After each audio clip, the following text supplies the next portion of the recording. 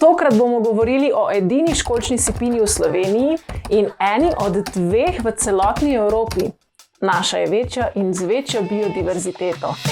Dobrodošli na pokopališču školjk. To sicer ni najbolj primeren izraz, ker ne gre niti za pokopališče, niti zgolj za školjke, vendar je ta izraz sedaj že ponarodel.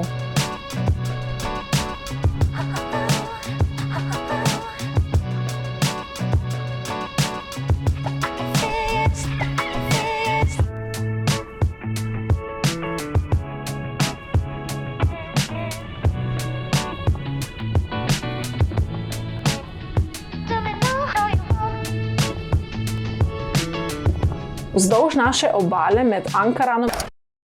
Očitno nisem poslušala sama sebe. Mislim, da smo že v prejšnjem videu obdelali, da se reče Ankaran, ne Ankaran. Gremo naprej. Med Ankaranom in Koprom, v neposredni bližini Luke Koper in nekoliko severno od ustja reke Rižane, se nahaja ta 170 metrov dolga sipina.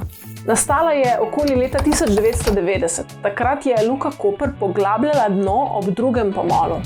Mulj, ki so ga prečrpavali iz morskega dna, so odlagali v bližino ob izlivu Rižane v Jadransko morje. Ali ste vedeli, da je Rižana edina reka, ki izvira v Sloveniji in se izliva v Slovensko morje? S časom je dež spral blato in ostale so apnenčaste lupine mehkužcev.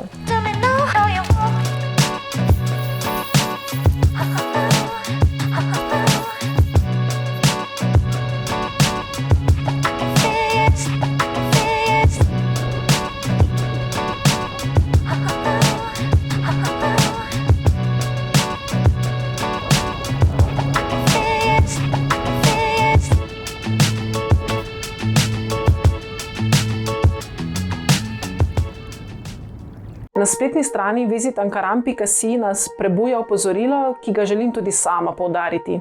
Dajmo si školjke in polže ogledati ali fotografirati in ne odnašajmo jih s seboj. Tako bomo tudi prihodnjim rodovom omogočili ogled školjčišča. Poleg tega pa se pojavlja še ena nevarnost. V neposredni bližini se nahaja sredozemski slani travnik. Ta je del zavarovanega območja Natura 2000, kar pomeni, da se uporabljajo določeni ukrepi za ohranjanje narave.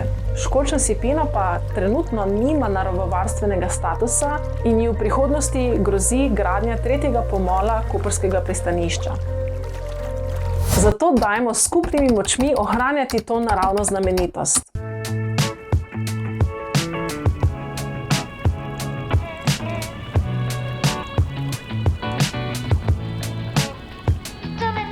Na sipini naj bi našli lupine kar 71 različnih vrst polžev in 60 vrst školjk, v okolici pa naj bi našteli kar 30 vrst različnih ptic. Zato ob obisku nekaj več previdnosti, pamet v roke in naredite kakšno dobro fotografijo. Če boste že v bližini in želite narediti še nekaj dobrega za svoje telo, si lahko tukaj ogledate video o drugi točki slovenske planinske poti ter po lahki označeni poti pridobite žig za planinsko knjižico.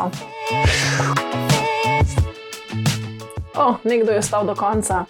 Povej, kaj misliš o novem zvoku? Boljši, slabši, enak? Je vseeno?